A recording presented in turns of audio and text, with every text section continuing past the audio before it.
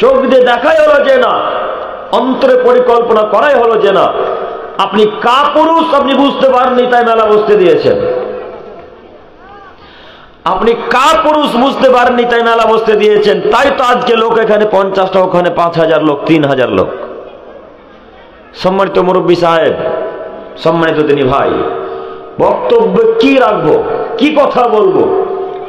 হাজার হাজার যুবক ওখানে এখন খেলাধুলা, ওখানে মেলাতে ঘোরাঘুরি করে, মহিলারা ঘোরাঘুরি করে। আপনার খারাপ লাগছে না? আপনাদেরকে সবার দেখে খারাপ লাগে না যে এইখানে 5টা লোক, 50টা লোক, 60টা লোক, আর ওখানে 2-3 হাজার লোক? খারাপ লাগছে কি লাগে না বলেন? লাগা উচিত।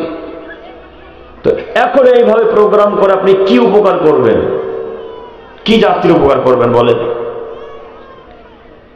সম্মানিত দিনী ভাই, কি বলবো, এমন কোন জায়গা নেই যে ওখানে গিয়ে মেলার বিরুদ্ধে বক্তব্য রাখলাম না। যেখানেই দেখেছি মেলা, সেখানে মেলার বিরুদ্ধে বক্তব্য রেখেছে। আজকে আপনাদের রাত্রে এটা প্রোগ্রাম, তারপরে এমন অবস্থা। আজকে দিনে প্রোগ্রাম করে এসেছি মালদা, ওই রানীনগরে। মালদা রানীনগর চেনেন কি আপনারা? ওই হরিশ্চন্দ্র ভালুকার আশেপাশে। ওখানে দিনে প্রোগ্রাম, তো আপনাদের চাইতে 14 ডবল লোক বেশি ছিল দিনে। তারপরে দিনের বেলা প্রোগ্রাম, তারপর আপনাদের চাইতে 14 ডবল লোক বেশি ছিল। দিনের বেলাতে এত যদি লোক হয়, তাহলে রাত্রে বেলায় কত লোক হবে? একবার চিন্তা ভাবনা করুন। সব কাজকর্মকে ত্যাগ করে প্রোগ্রামে এসেছে। আমরা যারা মাদ্রাসা মসজিদে কমিটি দায়িত্ব নিয়েছি, তারা মনে করি যে দিনে প্রোগ্রাম করলে লোক হবে না, দিনে প্রোগ্রাম করলে মানুষ বক্তব্য শুনতে আসবে না। এই কথাটা ভুল। এই ধারণা আমাদের ব্রেন থেকে হটিয়ে দিতে হবে। কেন? দিনে প্রোগ্রাম করলেও লোক আসবে, তার আরো একটি জলজান্ত প্রমাণ। এই যে রথবাড়ি বুধিয়া, নাম শুনেছেন? রথবাড়ি বুধিয়ার একটা মাদ্রাসা আছে। ওই বুধিয়ার একটা পাশে গ্রামের নাম আছে সাতঘরিয়া, শোনেননি? সাতঘরিয়াতে দিনে প্রোগ্রাম ছিল জানুয়ারি মাসের 14 তারিখ। আল্লাহুস সামাদ, অনেক অনেক অনেক লোক।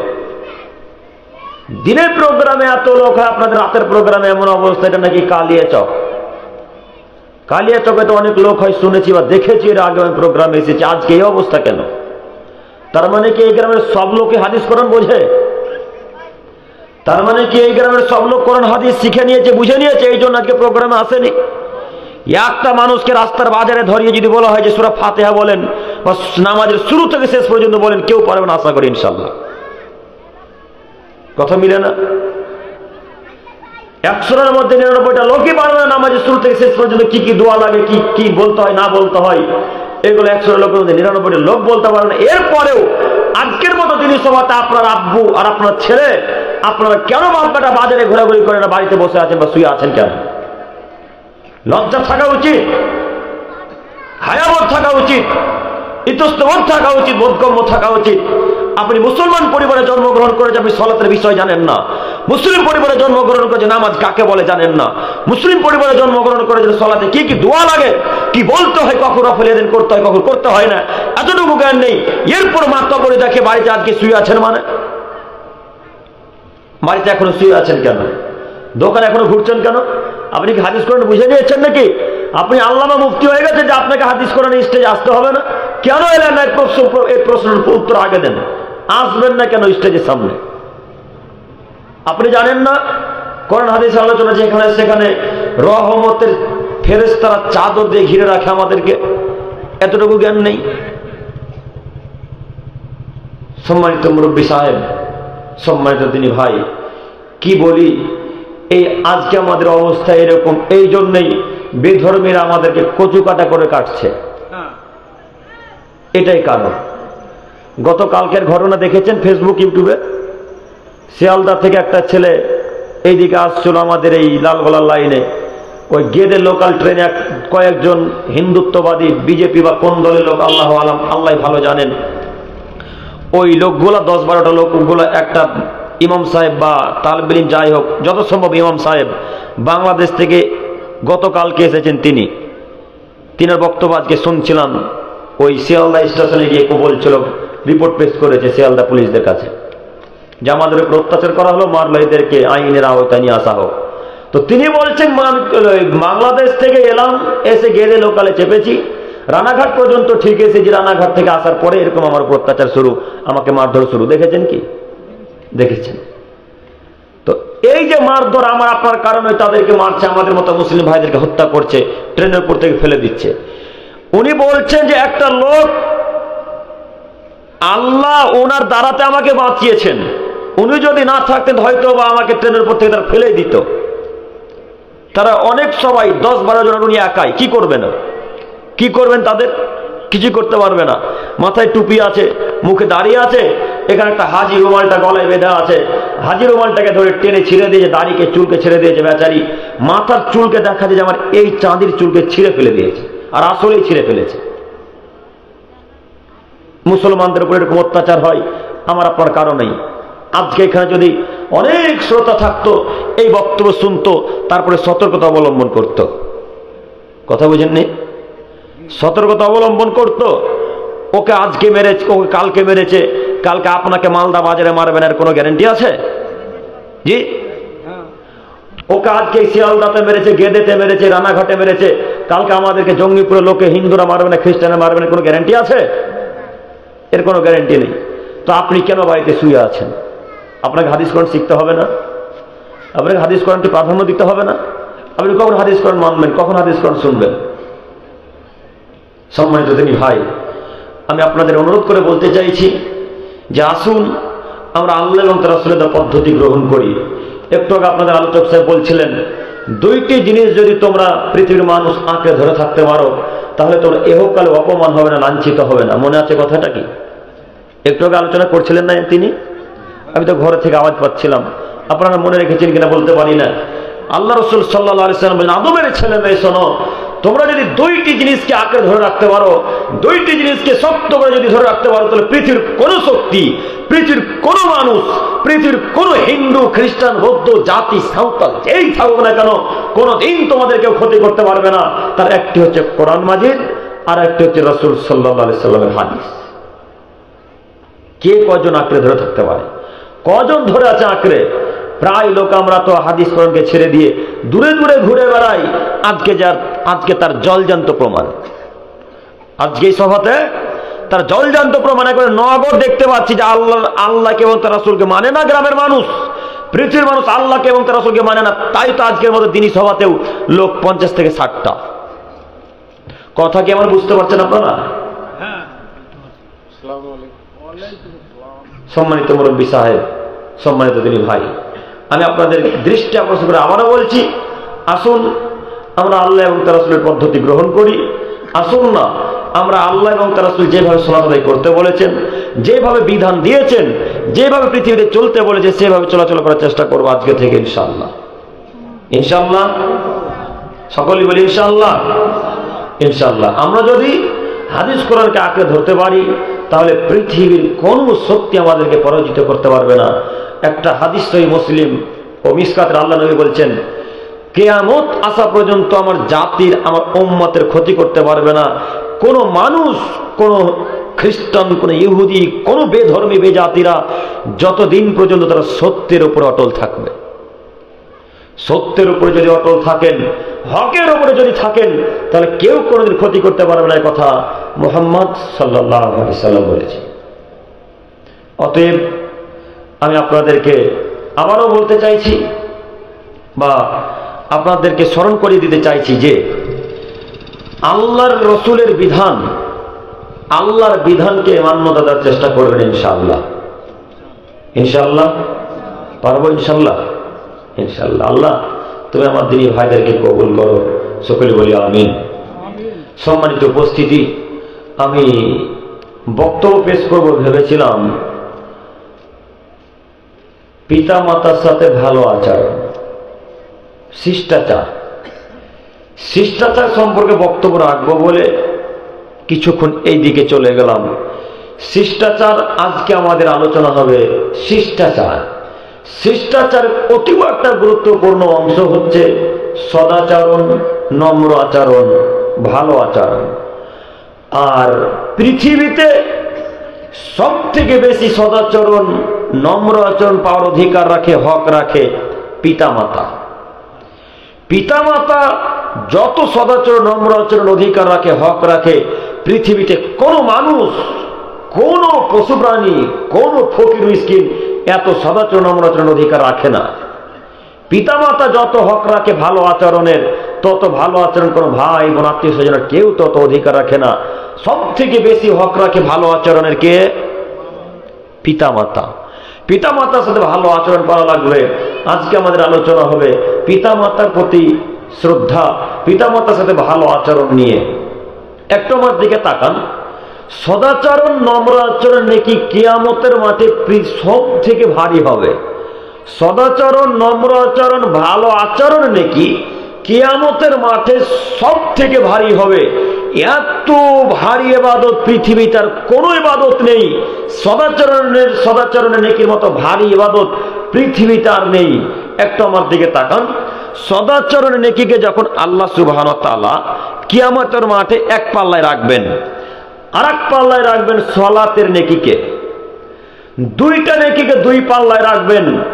যেটা সব থেকে ভারী হবে সে নেকিটার নাম হলো সদাচরণের নেকি। আল্লাহু আকবার। আব্দুল করিম সাহেব কথা হিসাব করে বলছেন কি? জি, কথা হিসাব করে বলছি। আব্দুল করিম সাহেব আমরা অন্যান্য বক্তার মুখে শুনেছি পৃথিবীর আশ্চর্য ধরনের ইবাদতের নাম হচ্ছে সালাত। যে কোনো মানুষের সুবিধা অসুবিধা বোঝে না। পৃথিবীর আশ্চর্য ইবাদতের নাম হচ্ছে সালাত। যে কোনো মানুষের সুবিধা অসুবিধা বোঝে না।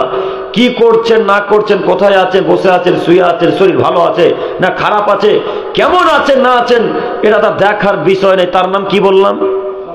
সালাত, নামাজ। এত ভিন্ন ধরনের ইবাদত, এত পাওয়ারফুল শক্তিশালী ইবাদত, যে সালাত না থাকলে কোনো ইবাদত পৃথিবীতে টিকবে না। যে নামাজ আল্লাহর কাছে কবুল না হলে কোনো ইবাদত আল্লাহ কবুল করবেন না। যে নামাজ যদি আল্লাহ কবুল না করে পৃথিবীর কোনো ইবাদত কবুল করবেন না। এত দামি ইবাদত, এত পাওয়ারফুল ইবাদত, এত শক্তিশালী ইবাদত, তারপরেও আল্লাহ সুবহানাহু ওয়া তাআলা যখন সদাচরণ নেকিকে আর নামাজের নেকিকে দুই পাল্লায় দুই দিকে যখন রাখবে, তখন সব থেকে যে নেকিটা ভারী হবে তার নাম হলো সদাচরণের নেকি, ভালো আচরণের নেকি। আল্লাহু আকবার। তাহলে কি আমি আপনাকে বোঝাতে পারলাম সদাচরণ নেকি কত ভারী? সদাচরণ নেকি পৃথিবীতে সব থেকে ভারী, কিয়ামতের মাঠে সব থেকে ভারী। আব্দুল করিম সাহেব আরো আমরা বক্তাদের মুখে শুনেছি, যদি মানুষ মক্কা থেকে হজ করে আসে, আর সে হজ যদি আল্লাহ তাআলা কবুল করে নেন, তাহলে সেই লোকটা হয়ে গেল সেই দিনের মতো যেই দিন তার মা তাকে জন্ম দিয়েছিল। আল্লাহু আকবার। তার মানে হজ যদি আল্লাহ কবুল করে নেন, তাহলে ওই লোকটা বাল্য শিশুকালের মতো অবস্থায় চলে গেল। যেদিন তার কোনো পাপ ছিল না, তার যখন কোনো গুনাহ খাতা ছিল না, সেই দিন যেমন ছিল তার অবস্থা, হজ যদি আল্লাহ কবুল করে নেয় তাহলে তার অবস্থা তেমনই হবে বাল্য অবস্থাতে যেমন ছিল। আল্লাহু আকবার। এত পাওয়ারফুল, এত দামি ইবাদত, তারপরেও হজের নেকিকে আর সদাচরণ নেকিকে যখন দুই পাল্লায় দুটা নেকিকে আল্লাহ ওজন করবেন, তখন সব থেকে ভারী বলে যেটা নেকি বিবেচিত হবে তার নাম সদাচরণের নেকি, ভালো আচরণের নেকি। যদি আমি আপনাদেরকে বোঝাতে না পারি তাহলে আমি অক্ষম। এরপরও আপনাকে বলি, সদাচরণ নেকি পৃথিবীতে সব থেকে ভারী। সদাচরণ নেকি পৃথিবীতে কিয়ামতের মাঠে সব থেকে ভারী হবে বলে আল্লাহ নবী সাল্লাল্লাহু আলাইহি সাল্লাম ঘোষণা করেছেন। আর একটা আপনার বক্তব্য শুনেছেন আব্দুল করিম সাহেব, সিয়াম একটা পাওয়ারফুল ইবাদত। সিয়াম দিয়ে আল্লাহর যত নিকটে হওয়া যায়, অন্য কোন ইবাদত দিয়ে আল্লাহর তত নিকটে হওয়া যায় না। রোজা দিয়ে আল্লাহর যত নৈকট্য লাভ করা যায়, আর কোন ইবাদত দিয়ে আল্লাহর তত নৈকট্য লাভ করা যায় না। একটু আমার দিকে তাকান। সিয়ামের নেকি আল্লাহ নিজ হাতে দিবে, অন্যান্য ইবাদতে নেকি আল্লাহ নিজ হাতে দেন না। সিয়ামের নেকি শুধুমাত্র আল্লাহ নিজ হাতে দেন, অন্য কোন ইবাদতে নেকি আল্লাহ নিজ হাতে দেন না। সালাতে নেকি ফেরেশতারা দেন, দানের নেকি ফেরেশতারা লিখেন, পিতামাতার সাথে ভালো আচরণ নেকিও ফেরেশতা মণ্ডলীরা লিখেন। নামাজ পড়লেন, নামাজে নাকি ফেরেশতা মণ্ডলীরা লিখেন। যে যা সৎকর্ম করুক না কেন, সব নেকি কারা লিখেন? ফেরেশতা মণ্ডলীরা। কিন্তু সিয়াম রোজা এমন একটা ভিন্ন ধরনের ইবাদত, সিয়াম রোজা এমন একটা ভিন্ন ধরনের ইবাদত, রোজা এমন একটা ভিন্ন ধরনের ইবাদত, আল্লাহ বলছে, এই ফেরেশতা মণ্ডলী তোমরা শোনো, সিয়ামের নেকি তোমাদেরকে লিখতে হবে না, রোজার নেকি তোমাদেরকে লিখতে হবে না। রোজা নেকি আমি আল্লাহ তাআলা নিজে লিখবো। আমি যে কত দিব তা আমি আল্লাহ তাআলা জানি। তবে নেকি 1 থেকে 700 গুণ পর্যন্ত পৌঁছাতে পারে, তার থেকে আর অনেক অনেক অনেক অনেক বেশি বাড়তে পারে। এর নাম রমজান, এর নাম সিয়াম, এর নাম রোজার নেকি। রোজার নেকি স্বয়ং কে লিখেন? আল্লাহ সুবহানাহু ওয়া তাআলা। রোজার নেকি স্বয়ং আল্লাহ তাআলা নিজ হাতে লিখেন। এত দামি, এত পাওয়ারফুল রোজার ইবাদত, এত দামি ভারী ইবাদত, তারপরেও আল্লাহ সুবহানাহু ওয়া তাআলা যখন সিয়ামের নেকিকে এক পাল্লায় রাখবেন আর সদাচরের নেকিকে আর এক পাল্লায় রাখবেন, তখন দুইটা নেকি যখন আল্লাহ ওজন করবেন, সব থেকে যেটা ভারী নেকি হবে তার নাম সদাচরণের নেকি, ভালো আচরণের নেকি। আমি আপনাকে কি দিয়ে বুঝাবো সদাচরণ নেকি কত ভারী, ভালো আচরণ নেকি কত ভারী। সদাচরণ নেকির মতো ভারী ইবাদত পৃথিবীতে কিয়ামত পর্যন্ত হবে না ইনশাআল্লাহ। অতএব আমি আপনাদের দৃষ্টি আকর্ষণ করে বলি, যে কোনো মূল্যে পাড়া প্রতিবেশীর সাথে তো ভালো আচরণ করবেনই, পাড়া প্রতিবেশীর সাথে তো ভালো আচরণ করতে হবেই। যে কোনো মূল্যে আমাকে আপনাকে পিতা মাতার সাথে ভালো আচরণ করতে হবে, যে কোনো মূল্যে। আপনি কিভাবে করবেন না করবেন সেটা দেখার বিষয় নয়, কিন্তু আপনাকে ভালো আচরণ করতেই হবে। আব্দুল করিম সাহেব কেমন কথা বলছেন? আমার আব্বু আম্মু অতীব বদ, আমার আব্বু আম্মু আমাকে দেখতে পারে না, দিন রাত আমার আব্বু আম্মু আমাকে গালি দেয়, এখন কি করব? আব্বু আম্মু যদি আসলেই গালি দেয়, আসলেই যদি সত্য যদি বধ হয়, এর পরেও পিতা মাতার সাথে ভালো আচরণ করা লাগবে। পিতা মাতাকে এই শব্দটিও করতে পারবেন না, এ কথা আল্লাহ তাআলা নিজে বলছেন। সম্মানিত দিনী ভাই, আমি আপনাদেরকে বোঝাতে পারছি কিনা আমিও বুঝতে পারি না, তবে বলি, আল্লাহ রাত্রি গভীর হয়েছে, তুমি মানুষকে বোঝার ক্ষমতা দান করো, সকলে বলি আমিন। সম্মানিত মুরব্বী সাহেব, সম্মানিত যুবক ভাই, সম্মানিত মা ও বোন, আপনার দৃষ্টি আকর্ষণ করে বলি, পিতা মাতার সাথে ভালো আচরণ করুন, জান্নাত হবেই হবে ইনশাআল্লাহ। পিতা মাতার সাথে ভালো আচরণ করুন, জান্নাত হবেই হবে ইনশাআল্লাহ। পিতা মাতার সাথে ভালো আচরণ করলে জান্নাত হবে, এ কথা মুহাম্মদ সাল্লাল্লাহু আলাইহি সাল্লাম বলেন। এই বক্তব্য শুরু করার আগে একটা আয়াত পেশ করি। মহান আল্লাহ তাআলা বলেন, পৃথিবীর মানুষ শোনো, ওয়াসাইনাল ইনসানা বিওয়ালিদাইহি হামালাতুহু উম্মুহু। এই আদমের ছেলে মেয়ে, আমি আল্লাহ সুবহানাহু ওয়া তাআলা সারা পৃথিবীর মানুষকে আদেশ করেছি। আমি আল্লাহ সুবহানাহু ওয়া তাআলা সারা পৃথিবীর মানুষকে আদেশ করেছি, তোমরা তোমাদের পিতা মাতাদের সাথে ভালো আচরণ করবে। এ পৃথিবীর মানুষ, তোমরা শোনো, তোমরা তোমাদের পিতা মাতাদের সাথে ভালো আচরণ করবে। ওহানান আলা ওহান, তোমার মা তোমাকে কষ্টের পর কষ্টে গর্ভে ধারণ করেছে, তোমার মা তোমাকে কষ্টের পর কষ্টে গর্ভে ধারণ করেছে। শুধু তাই নয়, শুধু তোমাকে পেটে রেখে ছেড়ে দেয়নি, অফিসাল উফি আনাইন, টানা 2 বছর একাধারে দুধ পান করিয়েছে। মহান আল্লাহ তাআলা বলছেন, আদমের ছেলে মেয়ে, তোমরা পিতা মাতার সাথে এই জন্য ভালো আচরণ করবে, তোমার মা তোমাকে কষ্টের পর কষ্ট করে পেটে ধারণ করেছে। অফিসাল উফি আমাইন, কষ্টের পর কষ্ট করে 2 বছর টানা 2 বছর দুধ পান করিয়েছে। এই কারণে তুমি তোমার পিতা মাতার সাথে ভালো আচরণ করবে। এরপরে আল্লাহ তাআলা বলছেন, আমি শুকুরলি ওয়ালি ওয়ালি দাইকা ইলাইয়াল মাসির, তোমরা আমার এবং তোমরা তোমাদের পিতা মাতাদের শুকরিয়া আদায় করবে। ইলাইয়াল মাসির, আদমের ছেলে মেয়ে, তোমরা মনে রেখো, তোমরা যে কর্ম করো না কেন, যে যেখানে থাকবে থাকো না কেন, আমার নিকটে তোমাদের সবাইকে ফিরে আসতে হবে। আমার নিকটে তোমাদের সবাইকে ফিরে আসতে হবে। সম্মানিত মুরব্বী সাহেব, এখানে জরুরি একটা কথা বলি। মহান আল্লাহ তাআলা বলছেন, তোমার মা তোমাকে কষ্টের পর কষ্টে গর্ভে ধারণ করেছে। এই যুবক ভাই, আপনারা একটু আমার দিকে তাকান। আল্লাহ বলছেন, আপনার মা আপনাকে কষ্টের পর কষ্টে গর্ভে ধারণ করেছে, 9 থেকে 10 মাস যাবৎ পেটে রেখেছে। 9 থেকে 10 মাস যাবৎ পেটে রেখেছে, যেমন তেমন বিষয় নয়, অতীব কষ্টের বিষয়। আপনি যখন পেটের ভিতরে ছিলেন, তখন আপনার আম্মা ভাত খেতে বসেছে, ভাত খেতে বসা মাত্র আপনি পেটে 1 লাথি মেরেছেন, তখন আপনার আম্মু ভাতের থালা ফেলে দিয়ে দাঁড়িয়ে গেছে, আর ভাত খেতে পারেনি। আম্মুকে জিজ্ঞাসা করেন, বা আপনার স্ত্রীকে জিজ্ঞাসা করবেন, আপনার ছেলে যদি হয় বা মেয়ে থাকে, স্ত্রীকে জিজ্ঞাসা করেন, রহিমা বা আব্দুল্লাহ পেটে যখন ছিল তখন তোমার কষ্ট কতটুকু হয়েছে? কথা বুঝতে পারেন না? মা যে কত কষ্ট করে আপনাকে গর্ভে ধারণ করেছে শুধু মাই জানে, শুধু মহিলারাই জানে, আল্লাহ তাআলা জানে। তাছাড়া পৃথিবীর কোনো মানুষ মায়েদের কষ্ট বুঝতে পারবে না, কোনো মানুষ বুঝতে পারবে না। সম্মানিত দিদি ভাই, আপনার আম্মা আপনাকে কষ্টের পর কষ্টে গর্ভে ধারণ করেছে, 10 মাস টানা আপনাকে পেটে রেখেছে। আপনাকে তো মেরে ফেলে দিতে পারতো, মারেনি। আপনাকে কষ্ট দিতে পারতো, কষ্ট দেয়নি। দুধ পান করতে চেয়েছেন, তখন সব কাজকর্মকে ফেলে দিয়ে আগে দুধ পান করিয়েছে। কই, আপনাকে তো কান্নাকাটি করিয়ে কাজকর্ম করার পর দুধ দিতে পারতো, দুধ পান করাতে পারতো। কিন্তু না, আপনার প্রতি তার অনেক মায়া, আপনার প্রতি তার অনেক দয়া, আপনাকে অনেক ভালোবাসে। কেন? আপনি তার গর্ভে ছিলেন। আপনি যত বেশি ভালোবাসেন তার থেকে লক্ষ কোটি গুণ বেশি আপনার আম্মা আপনাকে ভালোবাসে। এত সম্মানের মা, এত ভালোবাসার মা, এত প্রিয় মাকে কিভাবে গালি দেন আপনি?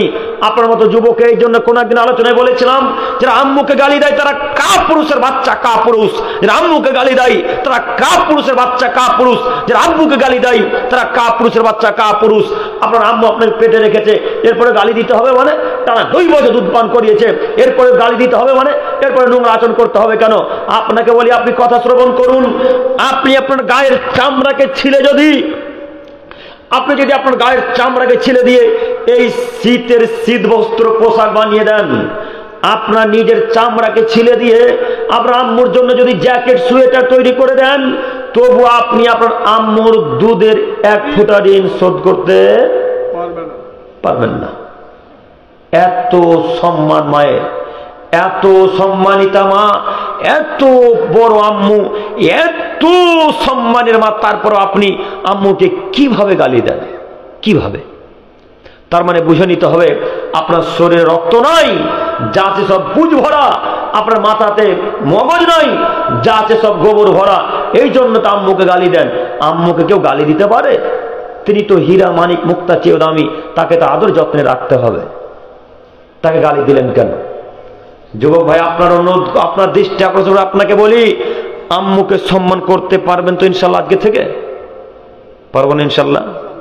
ইনশাল্লাহ আম্মুকে গালি দিব না, আম্মুর সাথে ভালো আচরণ করব। একটা কথা মনে রাখবেন, আম্মুকে যদি কষ্ট দেন জান্নাত কোশ্চিন কালে হবে না। আম্মুকে যদি কষ্ট দেন তো জান্নাত হবে না। আব্দুল করিম সাহেব, প্রমাণ আছে তো? জি, প্রমাণ আছে বলে তো এইভাবে বক্তব্য রাখা। একটা আমার দিকে তাকান।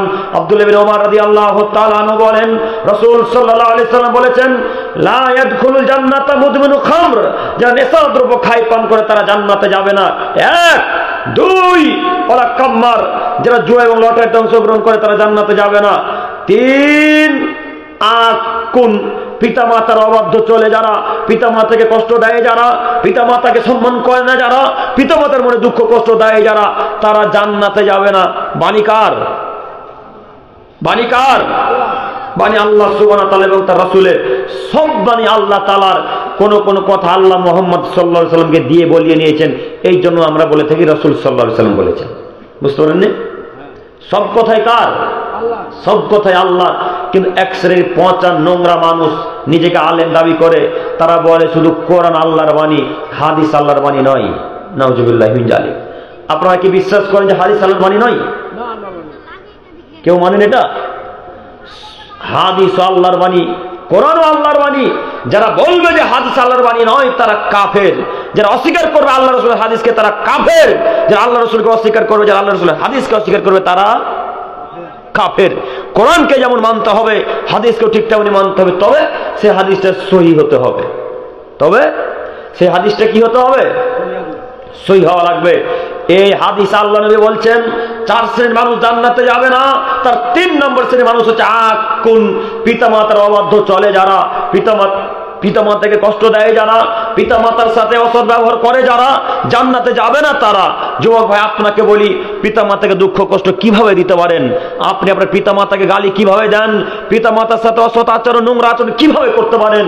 আপনি মুসলমান ঘরে জন্মগ্রহণ করেছেন, আলহামদুলিল্লাহ। শুধু মুসলিম ঘরে জন্মগ্রহণ করেছে এই জন্য আলহামদুলিল্লাহ নয়, এরপরে আমাকে আপনাকে আল্লাহ আহলে হাদিস পরিবারে জন্মগ্রহণ করিয়েছে, এর জন্য আরেকবার আলহামদুলিল্লাহ। কথা বুঝতে পারেননি? আব্দুল করিম ভাই মুসলিম পরিবারে জন্মগ্রহণ করেছে, এটা আলহামদুলিল্লাহ, এটা মানলাম। কিন্তু আহলে হাদিস পরিবারে জন্মগ্রহণ করার পর আবার আলহামদুলিল্লাহ কেন? আহলে হাদিস পরিবারে জন্মগ্রহণ করেছেন এই জন্য আল্লাহর শুকরিয়া আদায় করতে বললাম। এই কারণে যে যারা আহলে হাদিস ব্যতীত যারা অন্য ধর্মকে প্রাধান্য দিচ্ছে বা অন্য মাযহাবকে প্রাধান্য দেয় তারা প্রায় সবাই শিরক এবং বিদআতে লিপ্ত, তাই না? এই জন্য আপনাকে বললাম যে আপনি আহলে হাদিস পরিবারে জন্মগ্রহণ করেছেন, এই জন্য আরেকবার আলহামদুলিল্লাহ। সম্মানিত দিনী ভাই, আপনি সলফে সালেহিনদের মানহাজকে অনুসরণ করেন, আপনি খুলে দেখেন কিতাব, আপনি বই খুলে দেখুন না যে সলফে সালেহিনগণ সাহাবা ইকরামগণ কিভাবে তারা তাদের পিতা মাতার সাথে কেমন আচরণ করেছেন, কিভাবে ভালো আচরণ করেছেন, দেখুন না। আপনি না শিক্ষিত ছেলে, আপনি এমএ পাস ছাত্র, আপনি বিএড পাস ছাত্র, আপনি এইচএস পাস ছাত্র, মাধ্যমিক পাস ছাত্র, আপনি কেন কোরআন পড়বেন না, কেন হাদিস পড়বেন না, কেন আপনি বই পড়বেন না, আপনি কেন মূর্খের মতো রাস্তাতে চলাচল করবেন? আপনাকে শিক্ষা প্রয়োজন নেই? আপনার তো প্রয়োজন আছে শিক্ষার, আপনি কেন শিক্ষার প্রয়োজন মনে করেন না? আপনাকে যে কোনো মূল্যে শিক্ষা অর্জন করা লাগবে। সম্মানিত দিনী ভাই, আমি আপনাকে অনুরোধ করে বলি, যারা আব্বু আম্মুকে কষ্ট দেয় তারা জান্নাতে যাবে না। আব্দুল করিম সাহেব, কি যে করি, আজকে জালসা শুনতে যখন এসেছিলাম তখন আম্মুকে গালি দিয়ে এসেছি। আমার আম্মু আমাকে বারবার বলছিল, আব্দুল্লাহ ওই মেলা হবে বেটা, আজকে মেলাতে যেও না বেটা। এরপর আমি মেলাতে গেছি, এখন কি করব? আব্বু আম্মু নিষেধ করেনি মেলাতে যেতে? করেছিল? করেনি। করবে কিভাবে? আব্বু আম্মু তো মেলাতে ঘুরে, তাই না? আব্বু আম্মু যদি মেলাতে ঘুরে, কে কাকে নিষেধ করবে? কখন কে কাকে বাধা দিবে? তাই আব্বু যেমন আম্মুও তেমন, ছেলেও যেমন মেয়েও তেমন, ওইভাবে চলাচল করছে। এরকম করে চলবি কতদিন? না তো বলে মানে যায় যতদিন, এইভাবে চল। সম্মানিত দিনী ভাই, কে কাকে বাধা দিবে? একজনকে তো শিক্ষিত হওয়া লাগবে, একজনকে তো পরিবারের ভালো হওয়া লাগবে। যে ভালো পরিবারের ছেলে বা মেয়ে সবাইকে শিক্ষা দিবে, আব্বু এই যে মেলাতে যেতে হয় না, আব্বু আব্বু আব্বু শোনেন শোনেন শোনেন, এই আম্মুর বিরোধিতা করতে হয় না, আম্মুকে গালি দিতে হয় না, আম্মুর উপরে কথা বলতে হয় না, আম্মুর সাথে অসৎ আচরণ করতে হয় না।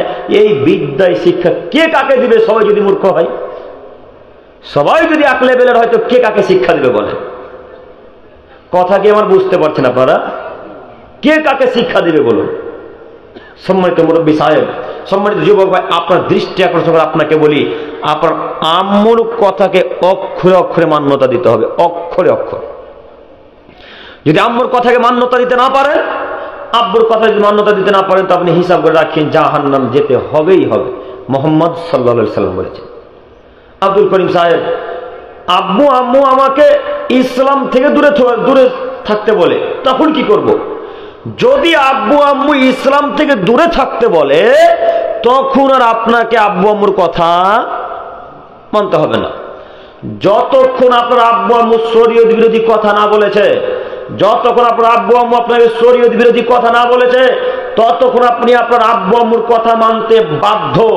আপনি আপনার আব্বু আম্মুর কথা মানতে বাধ্য, আপনি আপনার আব্বু আম্মুর কথা মানতে বাধ্য। যখনই আপনার আম্মু আব্বু শরীয়ত বিরোধী কথা বলে, তখন আর তাদের দুজনের কথা মানা যাবে না। আপনাকে একটা বাস্তব উদাহরণ দিই।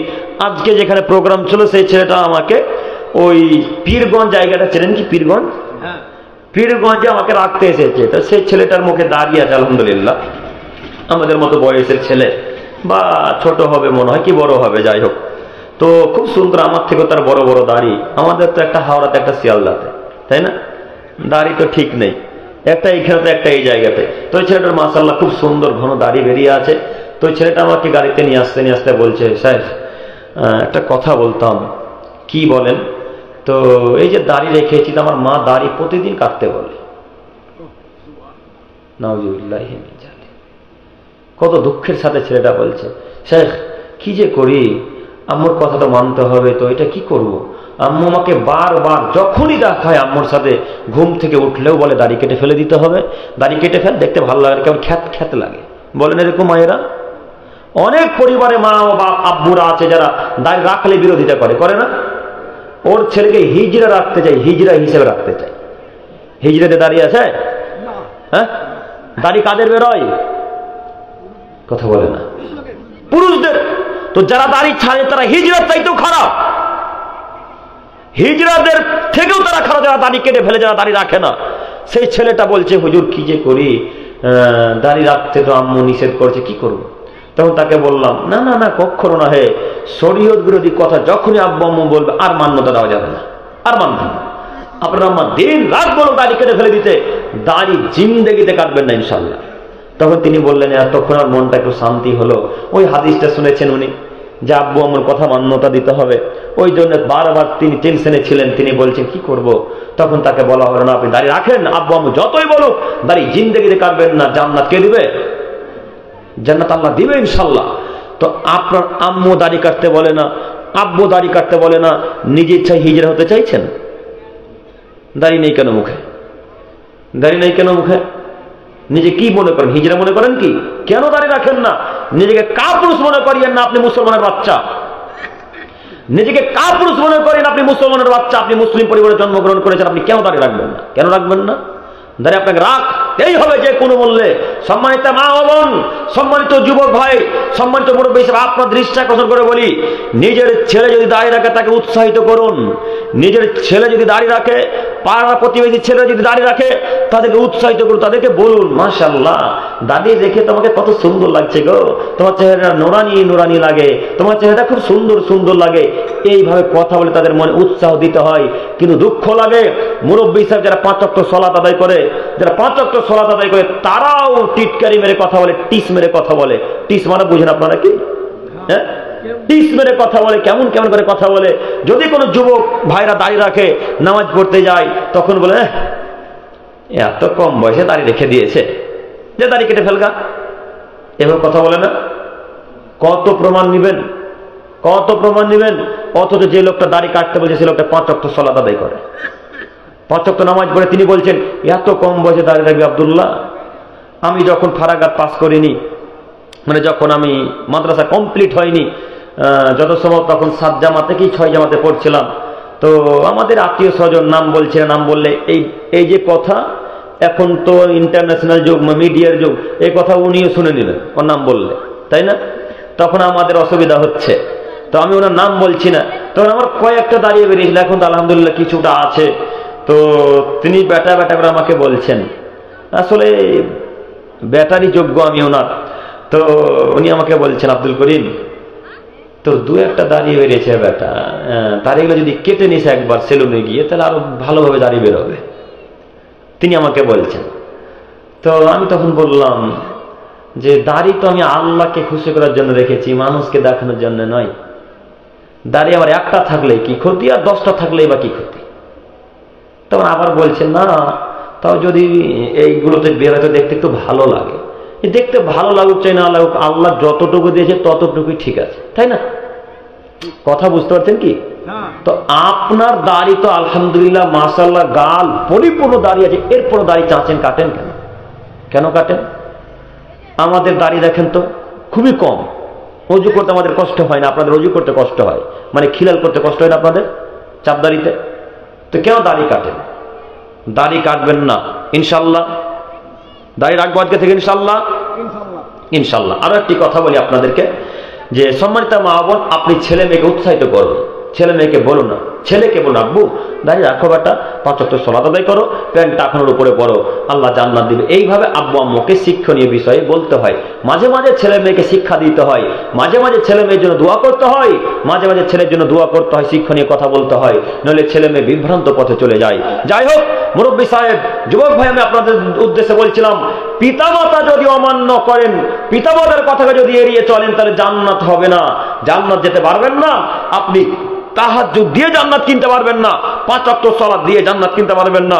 পিতামাতা যদি নারাজ থাকে, আপনি জান্নাত কিনতে পারবেন না। অতএব পিতামাতার সাথে ভালো আচরণ করে জান্নাত কিনা লাগবে, পিতামাতার সাথে ভালো আচরণ করে জান্নাত কিনতে হবে। সম্মানিত দিনী ভাই, একটু আমার দিকে তাকান, একটু আমার দিকে তাকান। আব্বু আম্মুকে বারবার প্রাধান্য দেন, বারবার সালাম দিয়ে সম্মানমূলক কথা বলেন, সম্মান দিয়ে তাদেরকে কথা বলবেন। কখনো কথা যেন জোর গলায় না হয়, কখনো আব্বুর সাথে কথা যেন জোর গলায় না হয়, কখনো আম্মুর সাথে কথা যেন জোর গলায় না হয়। যদি কথা আব্বু আম্মুর সাথে জোর গলায় হয়ে যায়, তাহলে জান্নাত হবে না। আর জান্নাত হবে না যতক্ষণ পিতামাতার কাছে ভিক্ষা না চাইবেন, ততক্ষণ পর্যন্ত আর জান্নাত হবে না। এই জন্য আপনাকে বলছি, পিতা মাতার সাথে ভালো আচরণ করুন। একটু আমার দিকে তাকান, আর একটা হাদিস বলি। এই হাদিস এখানে থেমে একটা হাদিসকে পেশ করে দুইটা হাদিসের ব্যাখ্যা একসাথে। আম্মার ইবনে ইয়াসার রাদিয়াল্লাহু তাআলা আনহু বলেন, রাসূল সাল্লাল্লাহু আলাইহি সাল্লাম বলেছেন, সালাসাতুন কদ হারামাল্লাহু আলাইহিম আল জান্নাহ। আজ থেকে মুহাম্মদ সাল্লাল্লাহু আলাইহি সাল্লাম 1450 বছর পূর্বে 3 শ্রেণীর মানুষের উপর জান্নাতকে হারাম করে দিয়েছেন। আজ থেকে মুহাম্মদ সাল্লাল্লাহু আলাইহি সাল্লাম 1450 বছর পূর্বে 3 শ্রেণীর মানুষের উপর জান্নাতকে হারাম করে দিয়েছেন। এক, মুদমিনুল খামর, যারা নেশার দ্রব্য খায় পান করে তাদের উপর জান্নাত হারাম। যারা নেশার দ্রব্য খায় পান করে তাদের উপর জান্নাত হারাম। দুই, আদ-দায়ুস আল্লাযী ইউকিরু ফি আনিল খাবাস, বাড়িতে যে লোকটা বেহায়াপনা সুযোগ দেয় তার উপর জান্নাত হারাম। তিন, আল-আকুন, পিতামাতার অবাধ্যকারী ছেলে মেয়ের উপর জান্নাত হারাম। পিতামাতার অবাধ্য ছেলে মেয়েদের উপর জান্নাত হারাম। পিতামাতার কথাকে যে ছেলে মেয়ে এড়িয়ে চলে তাদের উপর জান্নাত হারাম। আজ থেকে 1450 বছর পূর্বে মুহাম্মদ সাল্লাল্লাহু আলাইহি সাল্লাম মদিনার মরুভূমিতে হাদিস বলে গেছেন। আজও এই হাদিস নাসাই এবং মিসকাতে পড়ে আছে। যুবক ভাই, একটু আপনি আমার দিকে তাকান। আপনাকে আমি একটা প্রশ্ন করি, উত্তর দিবেন। আপনাদের সবাইকে প্রশ্ন করছি, উত্তর দিবেন আপনি। একটু আমার দিকে তাকান। আল্লাহ যদি কোনো আদমের ছেলেমেয়ের উপর জান্নাতকে হারাম করে দেয়, আল্লাহ যদি আদমের ছেলেমেয়ের উপর যদি জান্নাতকে হারাম করে দেয়, পৃথিবীতে এমন কোন মায়ের বেটার ক্ষমতা আছে আল্লাহর সাথে ঝগড়া করে জান্নাত কিনে নেবে? কারো ক্ষমতা আছে?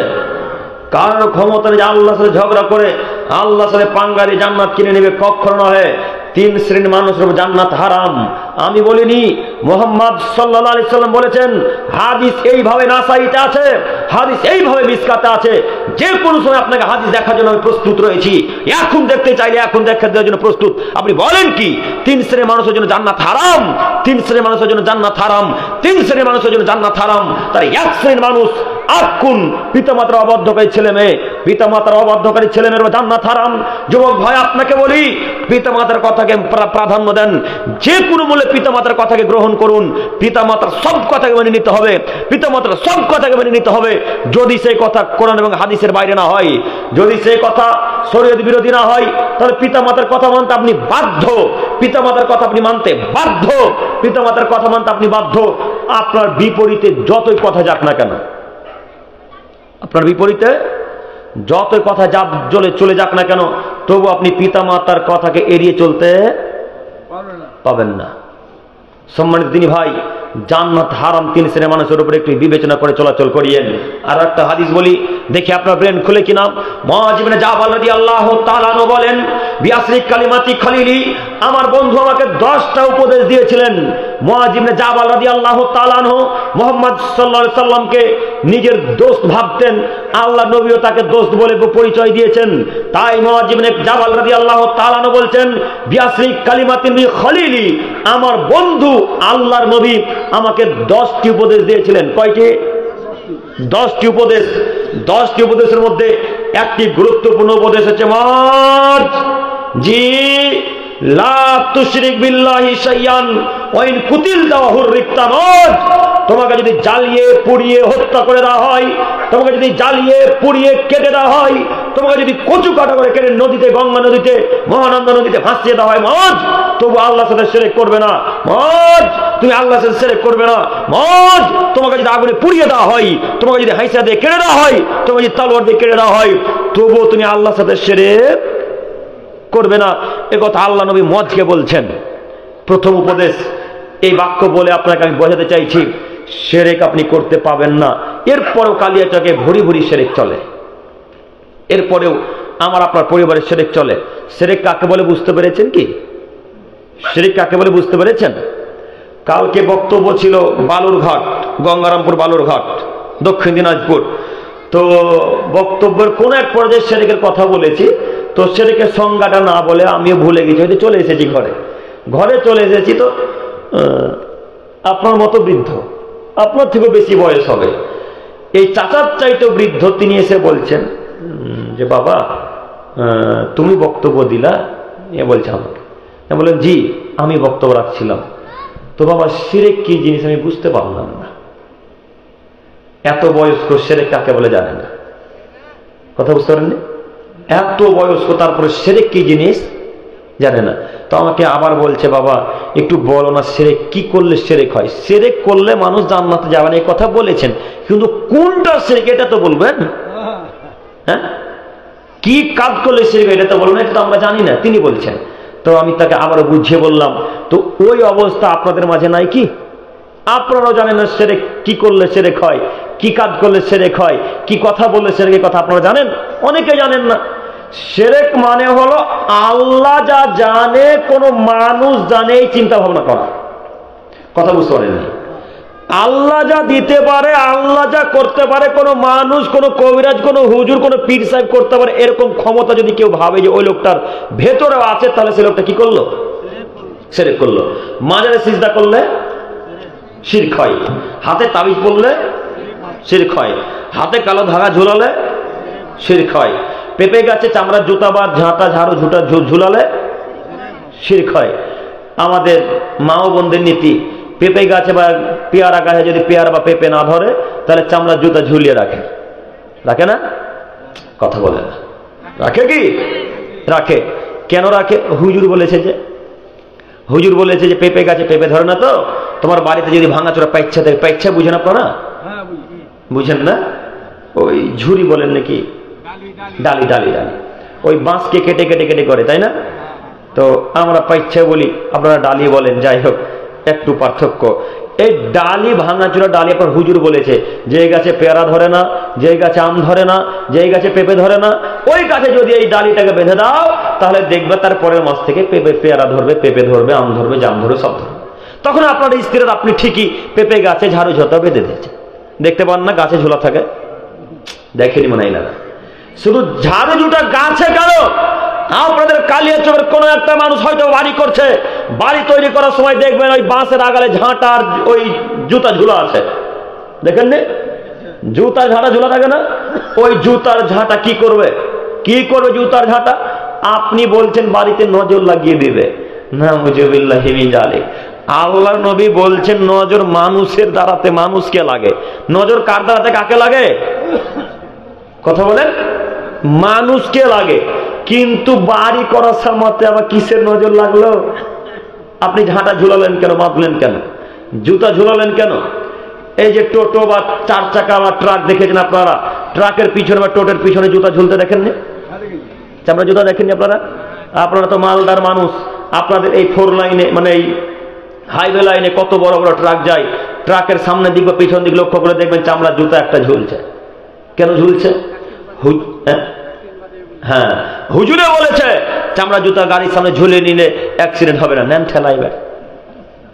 অ্যাক্সিডেন্ট থেকে বাঁচার মালিক কে? আল্লাহ। তো হুজুর যে বলে দিল জুতা মালিক, এই জন্য আল্লাহ বলছে ওকে ওই বাটাকে আমি জাহান্নামে দেব। এই জন্য আল্লাহ বলছে ওকে আমি জাহান্নামে দেব। আর একটা কথা বলি, নইলে আপনি বুঝতে পারবেন না। স্বামী স্ত্রী মিলে হয়তো বা কথা বলছিলেন, এই যুবক ভাই একটু তাকানি দিকে, আপনারা স্বামী স্ত্রী মিলে কথা বলছিলেন, তো দুইটা কথাতে তর্ক বিতর্ক হচ্ছে দুইজনের মাঝে। তো আপনার স্ত্রী কথা বলতে শুরু করেছে, যখন আপনার স্ত্রীর কথা বলা শেষ হয়ে গেছে, যেমনই শেষ হওয়া একটা টিকটিকি ঠিক ঠিক ঠিক ঠিক ঠিক ঠিক করে উঠেছে। তখন আপনার স্ত্রী বলছেন, দেখলে দেখলে আমার কথা ঠিক হলো, দেখলে কি আমার কথা ঠিক হলো। আচ্ছা, আপনি আর আপনার স্ত্রী কি কথা বললেন না বললেন টিকটিকি কিভাবে জানলো? হ্যাঁ, টিকটিকি কিভাবে জানলো? এটাই হচ্ছে শিরক। এই জন্য আল্লাহ বলছেন, আরে আদমের ছেলে মেয়ে, আমি তোকে খাওয়ালাম, আমি তোকে পড়ালাম, আমি তোকে বিনা টাকায় অক্সিজেন দিলাম, বিনা জমিনে বিনা ট্যাক্সে জমিনে চলতে দিলাম। ওই বাংলাদেশ যদি কেউ যান তো আসার সময় 1050 টাকা ট্যাক্স কাটে। কেউ গেছেন বাংলাদেশ? কেউ গেছেন? আমি কালকে বাংলাদেশ থেকে এসেছি, প্রোগ্রাম গত 2 দিন আগে ছিল। তো গত কালকে বাংলাদেশ থেকে আসা হয়েছে আমার। তো যতবার বাংলাদেশ যাই ততবার যতবার ইন্ডিয়াতে প্রবেশ করতে চাই ততবার 1050 টাকা করে তাদের ট্যাক্স কাটে, তাদের ওই দেশে থাকার ট্যাক্স। তো আল্লাহ বলছেন এত বড় দুনিয়াতে চলতে দিলাম, বিনা ট্যাক্সে দিলাম। আল্লাহ ট্যাক্স নাই, বিনা টাকাতে অক্সিজেন দিলাম। অক্সিজেনের মূল্য যে কত বেশি আপনাকে কি দিয়ে বুঝাই? হাসপাতালে গিয়ে দেখেন অক্সিজেনের দাম কত। অক্সিজেনের মূল্য যে কত বেশি আপনাকে আমি কি দিয়ে বুঝাই? হাসপাতালে চলে যান, আপনাদের মালদা সিটি স্ক্যানে চলে গিয়ে দেখবেন এই অক্সিজেনের দাম কত। অক্সিজেন অনেক দাম, এতটা অক্সিজেন আপনি টানছেন, নিঃশ্বাস নিচ্ছেন ফেলছেন, এত টাকা, এত দামি অক্সিজেন আল্লাহ আপনাকে দিয়েছেন, কোনদিন 1 টাকা নিয়েছেন? আল্লাহ নেয়নি। তাই আল্লাহ বলছেন, আমি তোকে খাওয়ালাম, আমি তোকে পড়ালাম, আমি তোকে আমার জমিনে চলতে দিলাম, আমি বিনা টাকায় অক্সিজেন তোকে দিলাম, এত কিছু দিলাম, সব কিছু দিলাম আমি, আর তুই আমার জায়গাতে টিকটিকিকে বসিয়ে দিলি? যা, এই জন্য তোকে আমি জাহান্নামে দেব। আমি যা জানি টিকটিকি কিভাবে জানলো, এ কথা আল্লাহ বলছেন। এই জন্য আল্লাহ তাদেরকে জাহান্নামে দিবেন। সম্মানিত মুরব্বী সাহেব, সম্মানিত দিনী ভাই, আমরা কথায় কথায় শিরক করি, কথায় কথায় শিরক। আব্দুল করিম সাহেব, কথায় কথায় শিরক কেমন একটু বুঝিয়ে বলেন। জি, বুঝিয়ে বলছি। ওই ছোট বইটা দেন তো, ছোট জিনিসটা, ছোটটা, হ্যাঁ ওটা। কথায় কথায় শিরক। মায়েরা আমাকে দেখতে পাচ্ছে, সম্মানিত মা বোন, আপনি আমার দিকে দেখুন, আপনি ক্যামেরাতে আমাকে হয়তো দেখতে পাচ্ছেন, একটা আমার দিকে তাকান। এটা মনে করেন গ্লাস, এটা গ্লাস। এই গ্লাসটা সকালবেলায় হোক, দুপুরবেলা হোক, বৈকাল বেলা হোক নিয়ে আসছিলেন, নিয়ে আস্তে আস্তে হাত থেকে পড়ে গেছে। যেমনই পড়ে যাওয়া তেমনই আপনি আপনার স্বামীকে বলতে শুরু করলেন, হ্যাঁ গো, আজকে আমাদের বাড়ি কুটুম আসবে। বলে না মনে হয়? বলে। হাত থেকে গ্লাস পড়ে গেলে নাকি কুটুম আসবে। আচ্ছা, কুটুম যে আসবে না আসবে, তো গ্লাসটা কিভাবে জানলো? জি, এটাই হলো শিরক। এবার শিরক কি বোঝাতে পারলাম? এগুলো হলো শিরক। যদি কোনো মানুষ মনে করে রাতের বেলায় লেবুর গাছ থেকে লেবু ছিঁড়তে হয় না, তাহলে সে শিরক করলো। যদি কেউ মনে করে তুলসী গাছে লাথি মারতে হয় না, তাহলে সে শিরক করলো। যদি কেউ মনে করে কুলার সামনে বসতে হয় না, কুলা বুঝেন কি? ওই মায়েরা যখন কুলাতে চাল ঝাড়ে, চাল, তখন যদি কুলার সামনে কোনো ছেলে বা মেয়ে চলে আসে, তাহলে কুলক্ষণী বেটি হট, কুলক্ষণী বেটা চলা হট হট হট, তোর বিবাহে দান কম পড়বে, হট তাড়াতাড়ি বিবাহে দান কম পড়বে, বলে না? আচ্ছা, কুলার সামনে বসলে বিবাহে দান কম পড়বে, কে বললো আপনাকে? এরকম মন্তব্য করলে শিরক হয়। যদি কেউ মনে করে রাতের বেলায় গাছ থেকে ফল ছিঁড়তে হয় না, আম গাছ থেকে আম পাড়তে হয় না, লেবু গাছ থেকে লেবু পাড়তে হয় না, বেগুন গাছ থেকে বেগুন ছিঁড়তে হয় না, তাহলে সে শিরক করলো। যদি কেউ মনে করে রাতের বেলায় ঘর বারান্দা ঝাড়ু দিয়ে সেই নোংরা গুলা, ওই ভাতের পানি, থালা ধোয়া এটো পানিটা রাস্তাতে বাজারে ফেলতে হয় না, তাহলে শিরক করলো। এরকম অনেক মানুষ মনে করে না? রাতের বেলা এঁঠো পানিগুলো অনেকেই ফেলতে চায় না। তারা মনে করে রাতের বেলা এঁঠো পানি যদি ফেলে দিই, তাহলে জিনের উপর বা সাপের উপর যদি পড়ে যায়, তাহলে আমাদের ক্ষতি করবে। হ্যাঁ, বলে কি? কত মহিলা বলে, হাজার হাজার নারী বলে, হাজার হাজার পুরুষেও বলে, সব কুসংস্কারে বিশ্বাসী, সব শিরকি আকীদাতে বিশ্বাসী, সব হিন্দুদের ধর্মে বিশ্বাসী, সব খ্রিস্টানের ধর্মে বিশ্বাসী, সব ইহুদিদের ধর্মে বিশ্বাসী। এই মন্তব্য করলে শিরক হয়। তুলসী গাছে লাথি মারতে হয় না, এরকম মন্তব্য করলে শিরক হয়। তুলসী গাছ ছিঁড়ে ফেলতে হয় না, এরকম মন্তব্য করলে শিরক হয়। গাভীকে লাথি মারতে হয় না, এরকম মন্তব্য করলে শিরক হয়। গাভীকে ঝাঁটা দিয়ে মারতে হয় না, এরকম মন্তব্য করলে শিরক হয়। আমি নিজের চোখে দেখেছি, কেউ যদি গাভীকে, গরুকে ঝাঁটা দিয়ে মেরে দিয়েছে, তার বাপ মা তাকে মনে হচ্ছে যেন মেরে ফেলে দেবে এখন। হ্যাঁ, তুই গাভীকে ঝাঁটা দিয়ে মারলি মানে কুলক্ষণের ছেলে, তুই গাভীকে ঝাঁটা দিয়ে মারলি মানে কুলক্ষণের ছেলে, এরকম বলে না কালিয়া চকে মনে হয়? বলে। এরকম মন্তব্য করলে শিরক হয়। আমি আপনাকে শিরকের সিরিয়াল দেখাচ্ছি, একটু মনে রাখবেন। সম্মানিত মুরব্বী সাহেব, কেউ যদি মনে করে গাড়ির ড্রাইভার ভালো, তাই সব গাড়ির অ্যাক্সিডেন্ট, গাড়ির প্যাসেঞ্জার গুলো বেঁচে গেল, এরকম মন্তব্য করলে শিরক হয়। ডাক্তার ভালো, তাই রোগীটা বেঁচে গেল, এরকম মন্তব্য করলে শিরক হয়। নৌকার মাঝি ভালো, তাই নৌকার নদীতে ডুবলো না, সমুদ্রের সাগরে ডুবলো না, এরকম মন্তব্য করলে শিরক হয়। টিয়া পাখির মাধ্যমে ভাগ্য পরীক্ষা করলে শিরক হয়। হাতের রাশি দেখে ভাগ্য পরীক্ষা করলে শিরক হয়। কাকাতুয়ার মাধ্যমে ভাগ্য পরীক্ষা করলে শিরক হয়। এরকম হাজারো শিরকি কাজকর্ম আছে, এরকম হাজারো পৃথিবীতে শিরকি কাজকর্ম আছে। এই শিরকের একটা কর্ম করলে আল্লাহ আমলকে বাতিল করে দেবেন, আমল আর টিকবে না। অতএব আমি আপনার দৃষ্টি আকর্ষণ করে বলি, শিরক থেকে যে কোনো মূল্যে আমাদেরকে বিরত থাকতে হবে। ইনশাল্লাহ পারবো, ইনশাল্লাহ। আজকের পর থেকে আর গ্লাসকে বিশ্বাস করব না। গ্লাস হাত থেকে পড়ে গেলে কুটুম আসবে কি না আসবে আল্লাহ জানে। পড়ুক গ্লাস, সব পড়ে যাক না, তাতে কি আছে? কেন মুখ দিয়ে বেরোবে যে কুটুম আসবে? আরো একটা কথা দেখাই, ওই কাক পাখি চেনেন না? কাক পাখি যদি সকালবেলায় বাড়ির কোনো বাড়িতে এসে কা কা কা বলে চেঁচাতে শুরু করে, তো মহিলারা কাকটাকে তাড়াতাড়ি হাঁকাতে শুরু করে। কেন? তারা মনে করে কাকে চেঁচাচ্ছে মানে যে কোনো বিপদ ঘটবে। জি, যে কোনো মূল্যে পদ্ধতি বাতিল করে দিতে হবে। আরো একটা, এই বাচ্চা ছেলেগুলো এখন ছোট আছে, আমরা যখন ছোট ছিলাম বা আপনারা যখন ছোট ছিলেন, তখন আপনার আব্বু আম্মু বলেছে, আব্বু তোমার দাঁতটা হিলছে বেটা, তো দাঁতটা যখন উঠে যাবে তখন ইঁদুরের খালে ফেলিও, আর নাহলে মাছের খালে ফেলিও বেটা। যদি মাছের যদি পুকুরে ফেলো তাহলে দাঁতটা মাছের, ইঁদুরের খালে ফেলো তাহলে দাঁতটা ইঁদুরের মতো বেরোবে। বলেনি মনে বলে? দাঁত দেওয়ার মালিক কে? তো আপনার আম্মা যে বলছে ইঁদুর, বলেনি না? আপনার আব্বু যে বলছে মাছ, এই জন্য তো বলেছে বেটা দাঁতটাকে রাতের বেলা নিয়ে রাখিও, যখন পুকুরে সাইডে যাওয়ার তখন পুকুরে ফেলাসিও। ফেলেননি কেউ? হাত তোলেন তো, দেখি একজন ফেলেছেন। এই দেখেন দেখেন মা বাবার শিক্ষা দেখেন। এই ছেলেটার মা এখন জিজ্ঞাসা করেন তোমার মা কি করেন, তো এমএ পাস ছাত্রী ওর মা, ওর আব্বা এমএ পাস ছাত্র। এরকম বিদ্যাকে মাটি তুলে পুঁতে দেন, এরকম বিদ্যাকে মাটি তুলে পুঁতে দিয়ে আবার ক্লাস 1-এ ভর্তি হন, যেখানে শিরক বিদআতের বিরুদ্ধে বক্তব্য শিখাবে, যেখানে শিরক বিদআতের বিরুদ্ধে কথা বলা শিখাবে, হাদিস করা শিখাবে, এমন একটা স্কুল কলেজ বিশ্ববিদ্যালয়ে ভর্তি হন, মাদ্রাসায় ভর্তি আবার অন থেকে পড়া শুরু করে। আমরা এমএ পাসের কোনো বিদ্যা নেই, মূল্য নেই, তাই না? এই এমএ পাস বিএড পাসের কোনো মূল্য নেই। যে এমএ পাস বিএড পাসে শিরক কোনটা বেদাত কোনটা বোঝাতে পারে না, এরকম বিদ্যা না রেখে মাটিতে পুঁতে দেওয়া অনেক ভালো। সম্মানিত যুবক ভাই, কত দূর চলে এলাম কোন বক্তব্য রাখতে গিয়ে। যাই হোক, আপনাকে আমি বলতে চাইছিলাম, পিতা মাতার অবাধ্য যদি চলে যান তো জান্নাত আর হবে না। আমি আপনাদেরকে বুঝাতে পারছি কিনা আমিও বুঝতে পারি না। লোকও কম, হয়তো আপনারা বিরক্ত বোধ করছেন, তবে আমি কখনো বিরক্ত বোধ করি না, আলহামদুলিল্লাহ। লোক বেশি নেওয়াতে আমাদের কোনো যায় আসে না। বেশি সংখ্যক লোক হলে যে পরিবর্তন হবে এটা কি ঠিক? এ কথা ঠিক নয়। এখন যদি এখানে 10-100টা লোক থাকে, 100 লোকের মধ্যে 1-2জন যদি আজকে বক্তব্য শুনে আমল করার চেষ্টা করে, তাহলে আজকে জালসা সফল ইনশাল্লাহ, আজকে জালসা সফল ইনশাল্লাহ। বেশি সংখ্যার প্রয়োজন নেই। সম্মানিত মুরব্বী সাহেব, আমি আপনাদের দৃষ্টি আকর্ষণ করে বলি, আপনি বক্তব্য শুনে আমল করার চেষ্টা করবেন। যুবক ভাই, আজকে এখান থেকে ওয়াদাবদ্ধ করেন, অঙ্গীকার করে উঠবেন যে আল্লাহ, জিন্দেগিতে যা হয়েছে হয়েছে মাবুদ, আর কখনো পিতামাতার বিরুদ্ধে যাব না। বলতে পারবেন না ইনশাল্লাহ? সবাই বলি ইনশাল্লাহ। আব্দুল করিম সাহেব কিভাবে পিতামাতার ক্ষমা চাই? ক্ষমা চাইতে লজ্জা লজ্জা লাগে, লজ্জা লাগে না? ক্ষমা চাওয়া যে অতীব লজ্জার একটা বিষয়, আসলে ক্ষমা চাওয়াটা লজ্জারই একটা বিষয়। এরপরেও আপনাকে বলি, যদি ক্ষমা চান তাহলে মান সম্মান বাড়াবে কে? আল্লাহ। অতএব পিতা মাতার কাছে ক্ষমা চেয়ে নেন। আব্দুল করিম ভাই ডাইরেক্ট পিতা মাতাকে কিভাবে বলি যে আম্মু গালি দিয়েছিলাম সেদিন, জোর গলায় ধমক দেখে ক্ষমতা দেখে কথা বলেছিলাম, আম্মু ক্ষমা করেন। এই কথা তো ডাইরেক্ট বলতে পারবো না আব্দুল করিম ভাই, তো একটা পরামর্শ দেন কিভাবে আম্মুর কাছে ভিক্ষা চাইবো, আব্বুর কাছে ভিক্ষা চাইবো।